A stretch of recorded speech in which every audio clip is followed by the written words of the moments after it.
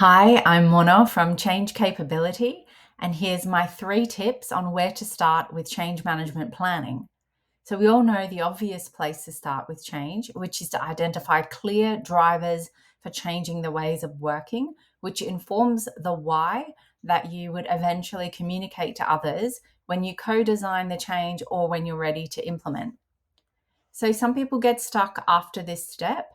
So while there are many things we can do and it's all context dependent, I'm going to highlight my 3 tips for getting started with change planning once you have your drivers and your why.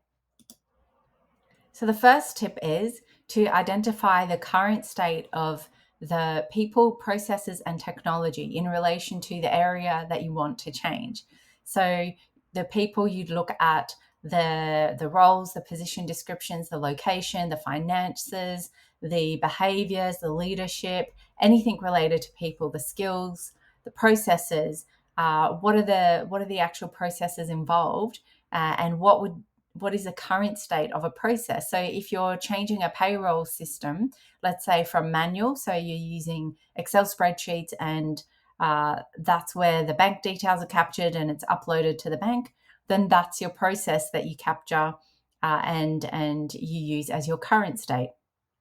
And also technology. So, what technology do you use? So, in the same example, you would say the technology you use is Microsoft Office, specifically Excel, and potentially Outlook email or any other kind of email to be able to send that email. And you look at all the different elements of the change. So, current state, you will usually always have. Sometimes people will say, well, there is no process to capture, but if a particular element or task is getting done, then there is a process. It may not be the process that you desire, but there is a process for it.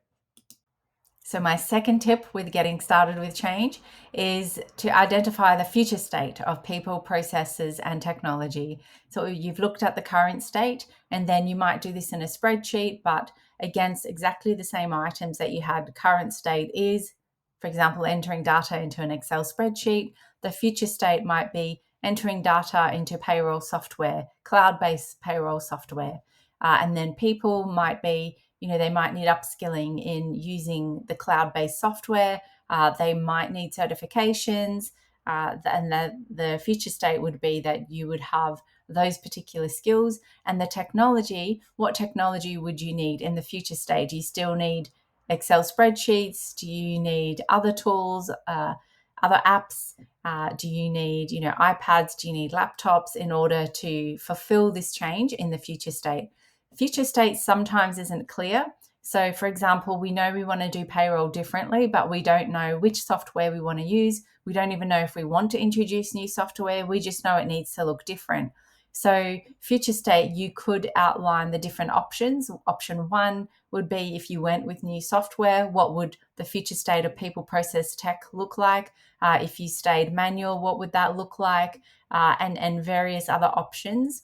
So that helps you identify what a future state might look like, and therefore would make number 3 much easier.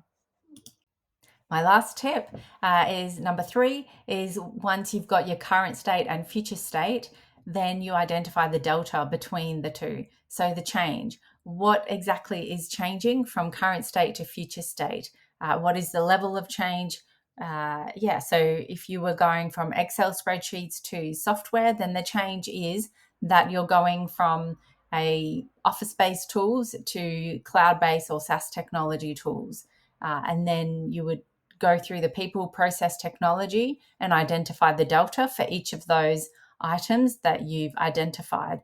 So overall, if you're writing these all out, you might have a list of like 10, 20, 30 items. And I would say when you're first getting started with change planning, that you stick to the really high level changes. You don't get too involved into the minutiae.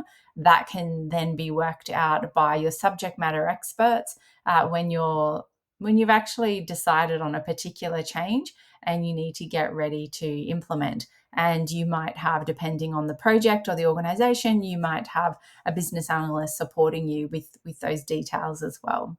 So they're the 3 things to get started on with change after you've established your drivers and your why. And then this can help with further planning out the impact of the change, the impact to people, process, technology, which then informs the complexity of your change. So 3 really critical steps to do. Follow us for more tips and sign up to our Psychology of Change newsletter if you're really curious about all things change and the human side and the psychology of change. And we look forward to seeing you in other videos.